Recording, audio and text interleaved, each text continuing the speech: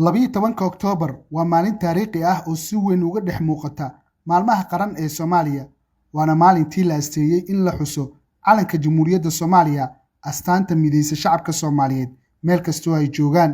Calankan buluuga ah ee leh xidigta cadda wuxuu ka tarjumayaa halgan dheer, rajo iyo himilo qaran. Calanka Soomaaliya waxaa naqshadeeyay halyeygii Soomaaliyeed Allaha u naxariistay Maxamed Cawaale Liibaan sanadka markuu ahaa 1954. murugu ingiriis lamaydaan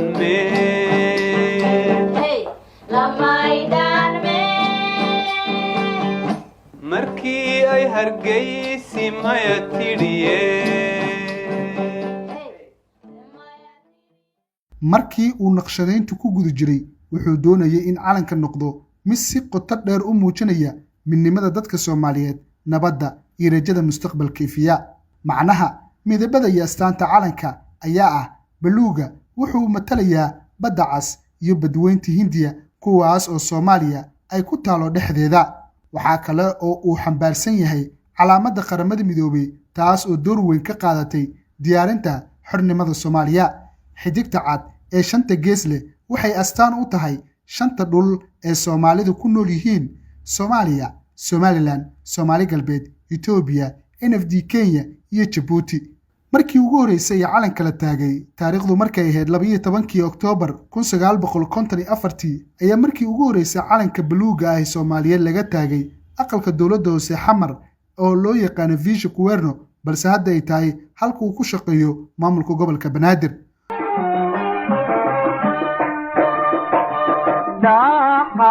Gaja iyo harahadan qalme dara hartan usoo dhiibahatan mutay doolaha qosol maygu soo dhacay. Munaasabadaas ayaa ahayd mid si weyn loo xasuusto iyadoo ay goobjoog ahaayeen madax Soomaaliyeed iyo saraakiil Talyaani ah oo waqtigaas dalka maamulayay. maanta oo kale 12 Oktoobar ayaa loo aqoonsaday maalinta calanka Soomaaliyeed. samagii wakaaya xidiga mid la siiyayo saaxirkii kala guuray sareeyo manusqama aan siduu yahay eegno kana siibkana saare.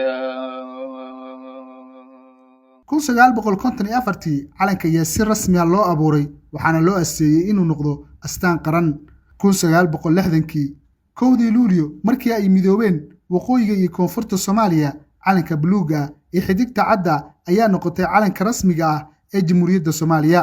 ma gowdo candadii gola marise an malo hashena mande. 1991 ilaa 2000 xilli adag oo dalku u galay dagaal sokeeye, calanka wuxuu noqday calaamadda kaliya oo midaysa shacabka inkastoo ay jireen xaalado adag oo siyaasadeed.